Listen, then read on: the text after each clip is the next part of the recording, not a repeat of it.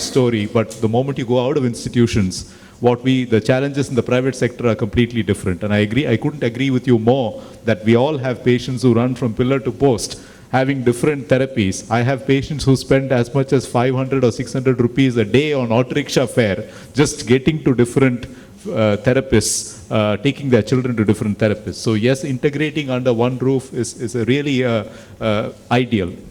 The second point I'd like to just share I couldn't agree with you more that everyone is equal in that clinical platform. And I can tell you that some of my team members are my bosses. They tell me what to do, not the other way around. But I think it's very, very important that we see that this is a platform where each one of us has a specific role to play for the betterment of that child. So multidisciplinary teams are built around that. And the doctors probably only has vicarious responsibility. Because if something goes wrong, as the doctor, you're supposed to take responsibility for it and set it right as well. So in that sense, the doctor ends up having vicarious responsibility. So I think that's the other thing. I'd like to just share that we've built a program in VHS for children with disability called Match. The hospital is based on charging people according to their ability to pay. So what we've done is we've leveraged on that. We have an annual insurance plan in the hospital where if you become a member, you then get discounts based on your level of being able to pay for the whole year.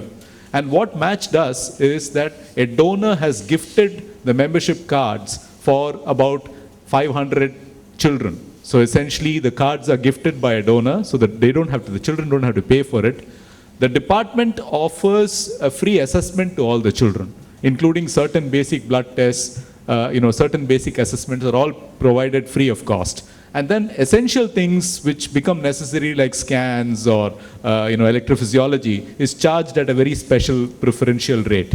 The whole effort is to keep that child within a single fold, make all the services available, but also through repeated assessment, use that as an opportunity to set benchmarks for rehabilitation and better outcomes. This is really what the program is based on. So it's a kind of a not-for-profit effort, a socially responsible effort to try and see whether you can give organized health care to these children. And I'm saying that only to suggest that we can all try and work around such models which are relevant in the areas that we work. And the other thing I would also say, a request is that those of you who have an interest in multidisciplinary care should try and come together to provide it, build your own model for your local area. And one of the reasons we had this session was that we want people to go away thinking, look, I can do this too. I can do this where I work. I can bring people around me to do this. And the one simple thing that might help, for example, to build trust is to just say the patients that we share.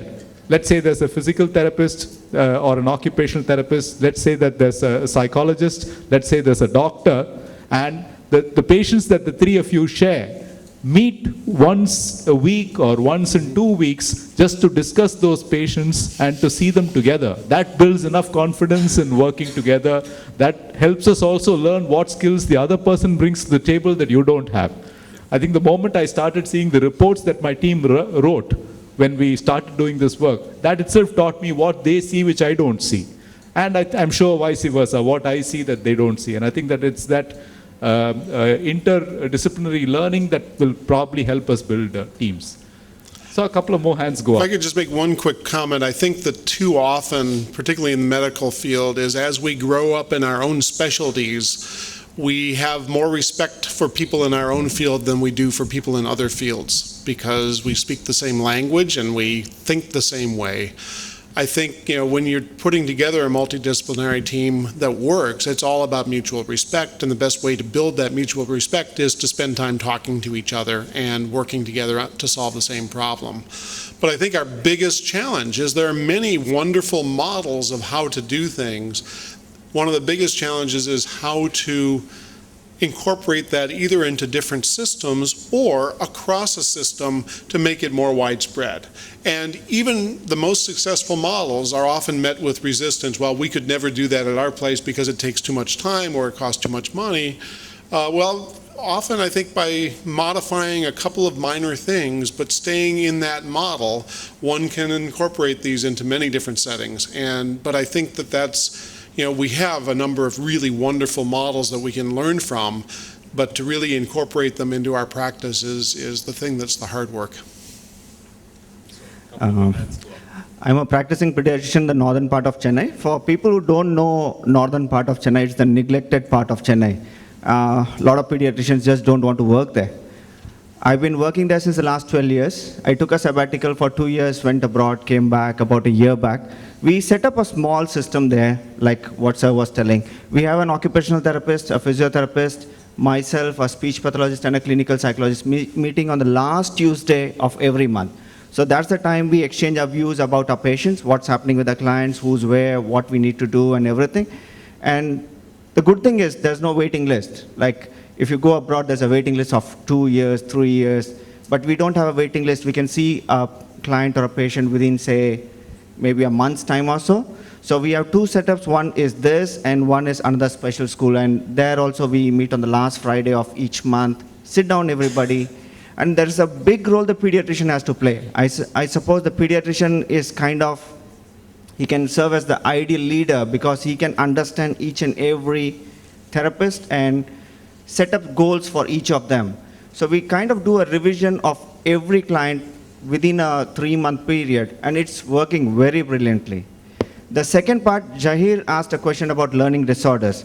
I think we in India don't understand much the role of the speech pathologist in handling language disorders, and speech therapies is more associated with articulation disorders.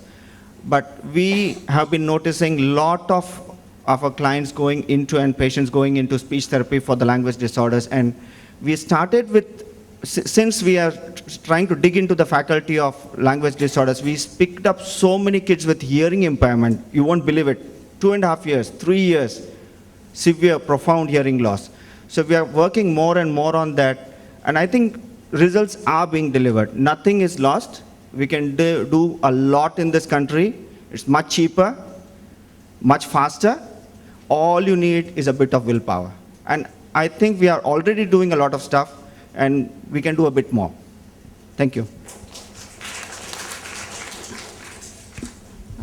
Thanks for giving this opportunity. As our friend said, like just to introduce myself, I'm a pediatric physiotherapist. So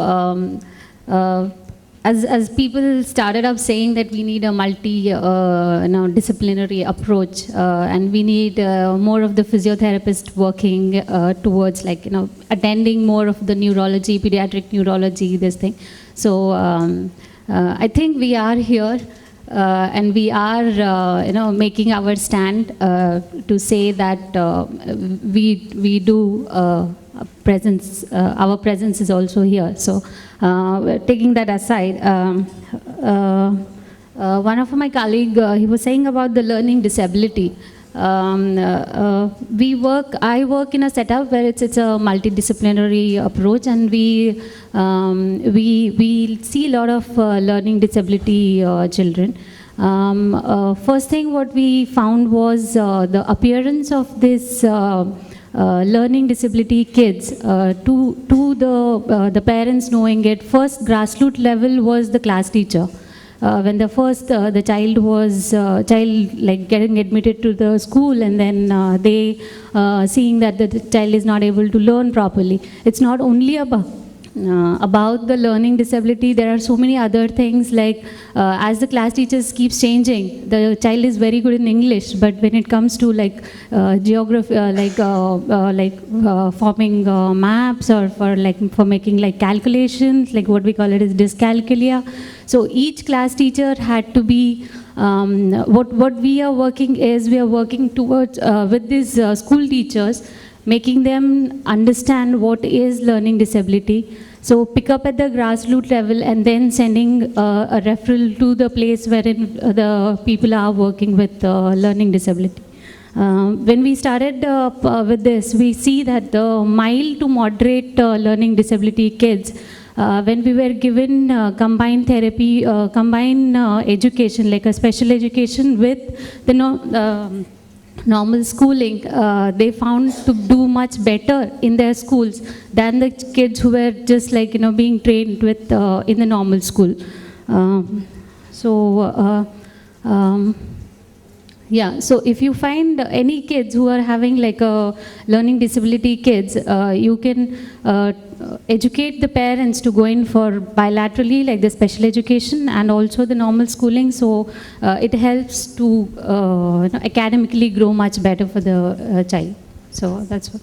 Thank you. Thank you. Yeah, I just want to share something. For a period, I was invited to be a school doctor in one of the very popular schools in Chennai. And because the director felt she was running into a lot of childhood behavior problems. So when I screened about 80 children, I came up, they had learning disorders, but they presented with behavior problems. They were not detected for learning disorders. And then when I went back to find out why this has happened at the age of 10, 11, 12, there is a government order where you cannot stop a child from moving into the next class till 5th standard. So the teachers who are handling 40, 50 children in a class have neglected this thing and kept quiet sometimes, most of the time, not seeking help, not referring to pathologists, learning disorder people. So subsequently, I ended up, because I didn't have the expertise, I ended up referring them to Dyslexic Society and things like that. And we had to do a lot of parent counseling because parents deny that's a different problem altogether, which adds and compounds the child's behavior. Thank you. I think that, it is, goes back to what I was talking about at the very beginning with some of the opening remarks, is that interaction between having a disability and the emotional impact of that, and then the impact of emotional aspects on that disability. And, children who really do manifest their anxiety or their worry or their stress by acting out in one way or another, being diagnosed or labeled with having a primary behavior disorder, it often is because of their trouble adjusting to having a different disorder, or because of the social impact of having that other disorder. And I think that especially when you have a child who's otherwise been fine at age 9 or 10 suddenly develops problems with behavioral regulation, you have to try to identify if there's a primary underlying disorder that's leading to that. Perhaps we should just do a quick show of hands. How many people here are doctors? How many people here are physical therapists or occupational therapists? How many people here are psychologists or counselors or people from those behavioral disciplines? Okay. How many people are in other groups, other kinds of professionals? Okay. We have nurses, I know. Any other group? Special educators. Sorry, we left special educators out. Yes, so we have a special educator here. So I think the composition of the audience is very much an indicator of the interest in this whole discipline of pediatric neurology and neurological disorders in childhood or neurobehavioral disorders in childhood. I think the other factor that we should all keep in mind is that we can actually work together as teams. And we need to try and see how we can find and build our own teams where we work. I think this is the key. There are always like-minded professionals around us. It's a question of identifying them and bringing them to into the fold. I think it's eminently possible, and I'm sure that after today's discussion, many more people will have the confidence that they can actually do this themselves. And I think the third is that because this is something that the child and the family have to battle for a very long time, there is a need to build sort of socially fair and equitable systems that are supportive to the child and the family. It can't always just be a private or a commercial enterprise alone, because so many of our parents and so many of those children who deserve help can't afford it for various reasons. And I think it's very important that we find ways of trying to help them. So that's something that I encourage everyone.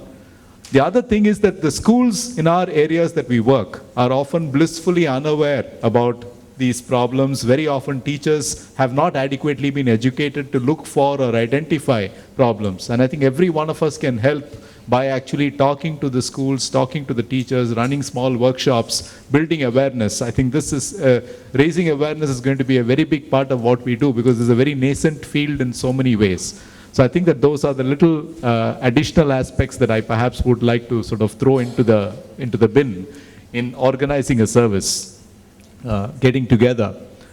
Any closing thoughts from anyone? Just wanted to say that actually, with due respects, we've done a lot over the last decade. I think we've improved a lot, and we've learned a lot, and a lot of working together is already happening in India. And certainly at Chennai, there's a lot of working together happening. I'm sure your services are going to be wonderful, but I just didn't want to leave others with the impression that there is no working together. There is a lot of working together, and there is a lot of good communication. It may not be it may not be a joint multidisciplinary clinic that happens in different parts of the world, but there is a definite level of communication between. Certainly, and for example, at Child Stress, for example, we just have one flow where I'm sure my fellows would tell you, saying that there's not a single day when I don't meet up with my OT or physical therapist or speech therapist. We are all in the same flow. The psychologist and the psychiatrist is a wonderful close friend of mine. So we have constant interactions, and most of the kids go through most of the services. So the biggest advantage they have is they come in and see all of us on one day, so that they don't have to keep. Of course, the biggest challenge that we have is the waiting. Whilst in the, because it is not a wonderfully organized service, and therefore they may have to end up waiting a few hours. But that's that's the other side of the story that we need to manage much better. But we are getting better, and there's a good number of special educators now who are able to deal with it.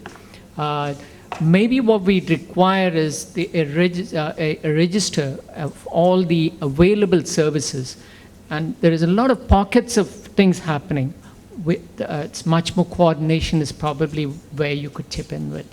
Thank you. Yes, I couldn't agree more with you that there are centers of excellence, but I'm also hoping that we'll have more centers of excellence as we move forward. Yes. I'm sorry to again get back behind the mic. Want to share with the whole group.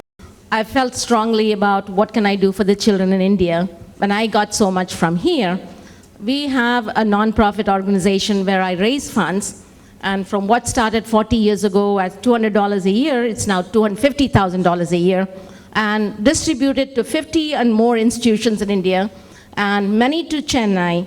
The only thing that I'm required is, I have no problem giving you the money, just make sure it goes to the children. So India has phenomenal intellectual capabilities. It's the physical and the economic aspects that limit. And again, it's not institutions that I go to, but the hallowed ground, but many of the schools, and they're doing fantastic work, from Vidyasagar, which started as Spastic Society, to Clark School, to again Rasa. These are again parents who have felt very strongly and have raised and have put together groups of people who deliver art therapy to physical therapy, you name it, they are able to do. And I've been very, very impressed with the work that has been done. So yes, we need the knowledge, but many schools are running, and we need to get involved with that. And again, I encourage them to raise the money, because there's plenty of money. It's just that, how do we organize it?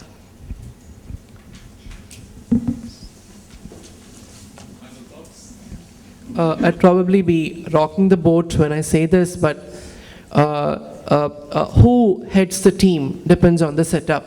Probably in an acute psychiatry ward, probably the psychiatrist will need to head the team. But in a rehabilitation setup, classically speaking, a doctor does not necessarily need to head the team. We have the PGI model where the head of the de-addiction unit for many, many years was a postdoctoral clinical psychologist.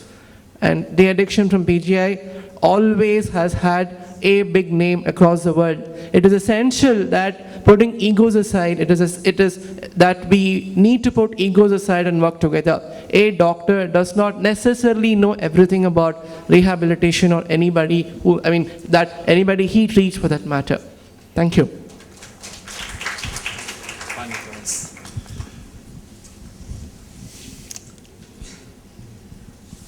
I don't have any final thoughts. I think it's been summed up beautifully by the last couple of discussers. I think that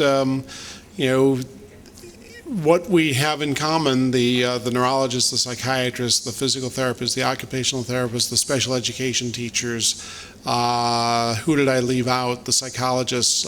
We're all working towards common goals, and we have different skill sets that I think really enhance each other's. And so to have either smaller models or widespread implementation, many of the multidisciplinary clinics at our hospital are not very collaborative. The orthopedist comes in and sees a couple of patients and then writes a note and leaves. That's multidisciplinary because we've got orthopedics and we've got physical therapy, and we've got neurology, we've got developmental pediatrics. But it's usually these shifts. So a patient will come in and be seen by multiple specialists, but there's not that kind of collaborative teamwork that you've been describing. And I think that that's a much better model to provide the best comprehensive care. When we started this session, I was wondering how we would spend the hour, but I think we've actually spent it quite usefully, and I think we've all learned a lot from each other. So in that sense, it's been truly interactive. I'd like to thank Professor Mink for fronting the session and leading the discussion, and thank you to all of you for being here. Time to have lunch, and then we come back for the breakout sessions. Thank you.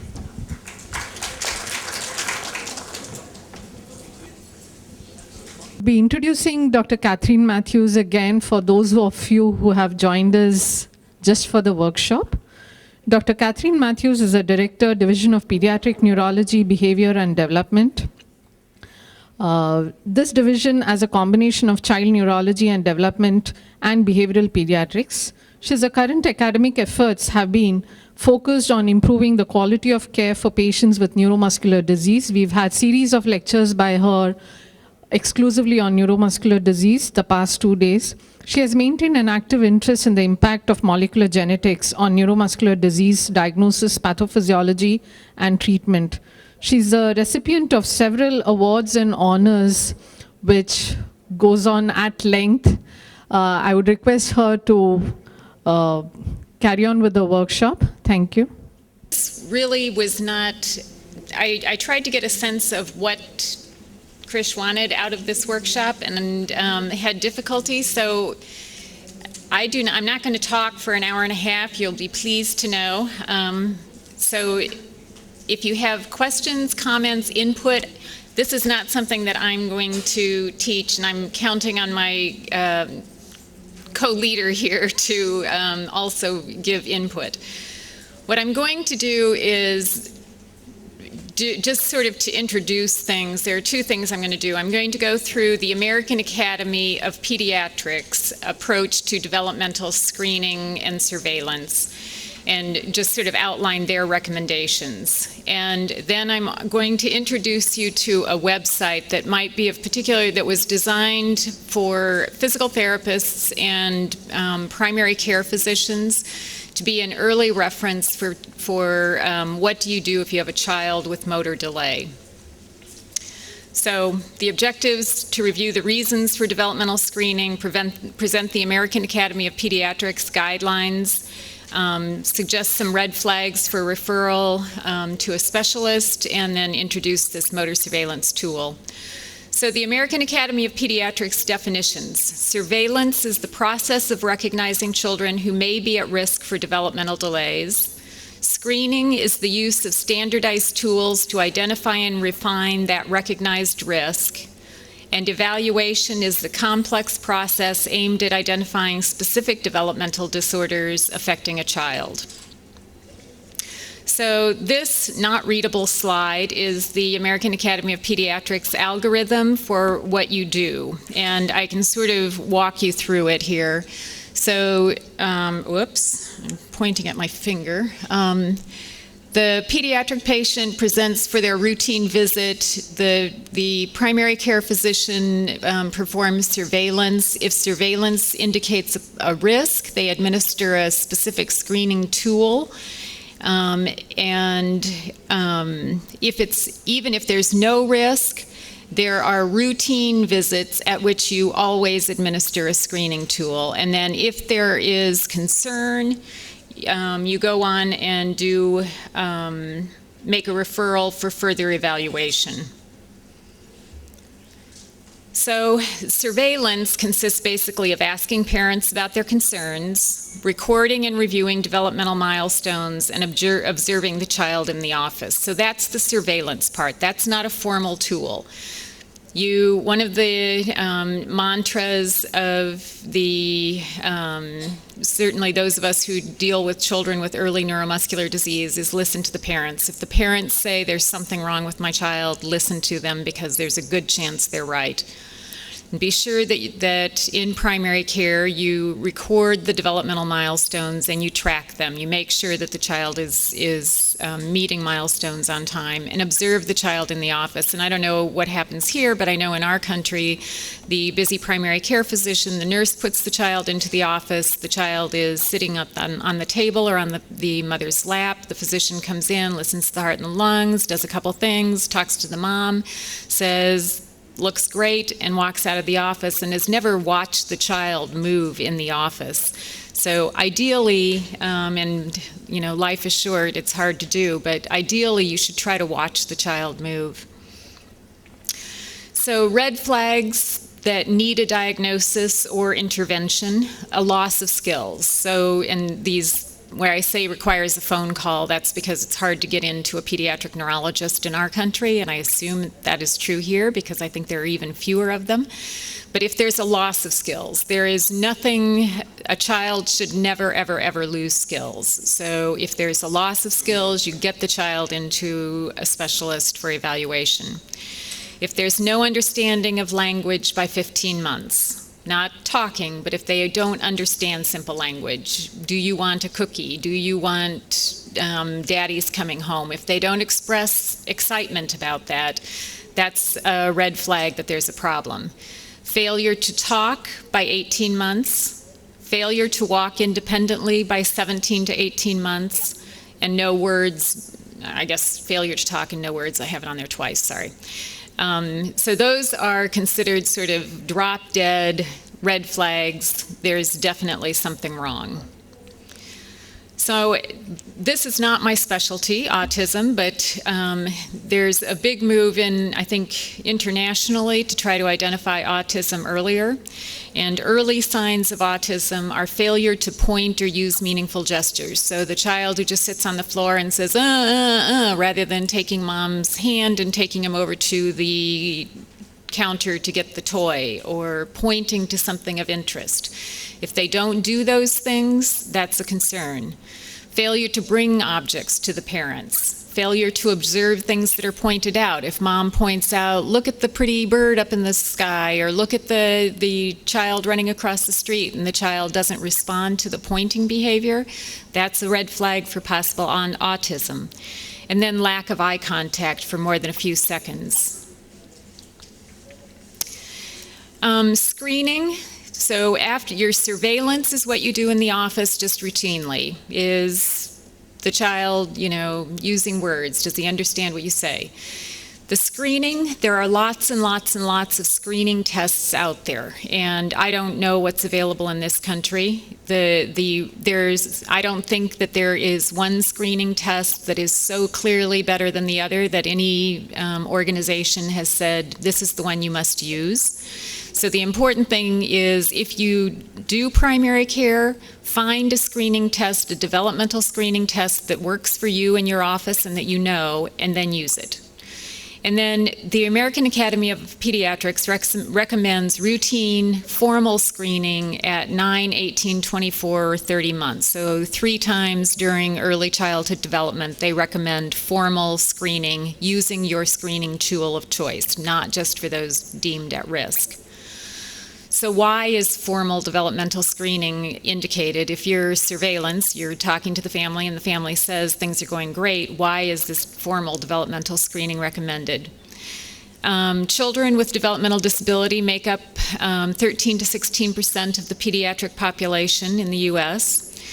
Parents report they aren't being heard. Parents say that they are going to the doctor's office, they're expressing their concerns, and what the physician is saying is, they're there, things will get better, you know, it's a boy, your first child was a girl, girls are faster.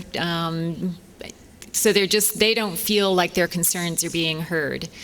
And then casual developmental assessment in the office doesn't appear to identify cases. So only 20 to 30% of children in the US, only 20 to 30% of children with developmental disabilities are identified by school age. So that means that we're missing a lot of them.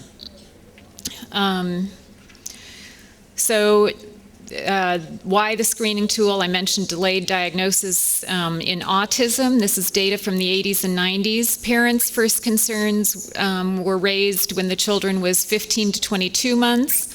They were generally seen by a specialist somewhere between 20 and 27 months. So that can be quite a long lag time between first concerns. In a German study, first symptoms had a mean of 15 months and a diagnosis was made at 76 months. And in children with Asperger's syndrome, the mild variant of autism, it was even worse. First symptoms recognized by family at 26 months and a diagnosis made at 110 months. And there's growing evidence that intervention before age 5 leads to better outcomes. So that means we have to do a better job at identification. The same is true in the motor disabilities. As part of MD StarNet, we did a surveillance study of 5 centers, or 5 states, 5 geographic areas, and looked at when parents did a chart review and looked at when parents first reported the earliest signs and symptoms. It was about 2.5 years in patients with Duchenne muscular dystrophy. They first told their healthcare provider at 3.6 years. So that's something that's an education thing that we have to do with the families. So the symptoms occurred at 2.5, and they were aware of it, but they didn't bring it up with their provider until 3.5. That's not our fault. But then they were reassured for another year to year and a half. So there was about a 2.5-year lag between the parents' first concerns about their child's motor ability in Duchenne muscular dystrophy and the time a diagnosis was actually made. So why is diagnosis important? I talked a little bit about this yesterday, and others have also. Family peace of mind, genetic counseling, early management, and early access to specific treatments where they are available. So specific tests, specific screening tests, the criteria for consideration as a screening tool are in development. You'd like something that has greater than 70% sensitivity, ability to detect those who are having difficulty, and greater than 70% specificity, that they correctly identify those who are normal. And if you look at the title of this paper, there's a huge table in here and the paper is available as a PDF for free, and it goes through all of the developmental screening tests, and the American Academy of Pediatric website also has this, the developmental screening tests, sensitivity, specificity, pros and cons of various tests. And that's outside of the scope of what I'm going to do today to go through those, but it is available, and the important thing is you choose one that works for you. The classic one is the Denver. It is used for children 0 to 6, has multiple domains. It's a combination of report, observation, formal testing, takes 10 to 20 minutes. And I point out that it's extremely low specificity and sensitivity. It's primarily sensitivity. So the Denver is really out of, I don't know whether anybody uses that here. Yes, no. So it was the standard, it was what I was trained on, but the sensitivity is really extremely poor and it's out of favor. The Ages and Stages questionnaire is one that I think a lot of people in my area of the country are using. It is valid from 2 months to 5 years. It's a parent questionnaire on specific milestones, so it's practical. It covers multiple domains, motor, language, communication, problem solving, social, and personal. It takes about 10 to 15 minutes for the parents and 1 to 3 minutes for the professional or, your assistant to score. So it works in a primary care setting. Sensitivity and specificity, sensitivity 0.7, specificity 0.91. So those are reasonably good numbers. Easy to administer, easy to learn, readily available. It's been validated in, and this was, I didn't look up whether additional countries have validated it, but as of a couple of years ago, it was validated in a number of countries around the world. The starter kit is $250 US, and then you can photocopy it after the initial purchase, and online versions are available. Does anybody use this? No. So it's a possibility. There's an additional component to this that you can add on, which is the social and emotional component, which is for the older children. It's another 10 to 15 minutes to complete and 1 to 3 minutes to score. There was one study using this of children in foster care that said that the provider-physician surveillance detection rate of problems on this scale was 4%, whereas you picked up, it was 24% were picked up with the using the Ages and Stages. And as I put in parentheses there, I'm a cynic. There was no gold standard. I don't know which is correct, the test or the provider, maybe somewhere in between, so I take that with a grain of salt. But there's some evidence out there that says that it's a good test. The MChat, anybody use that? These may not be available in your language or languages of those who you care for. I don't know. Modified checklist for autism and toddlers. This is another one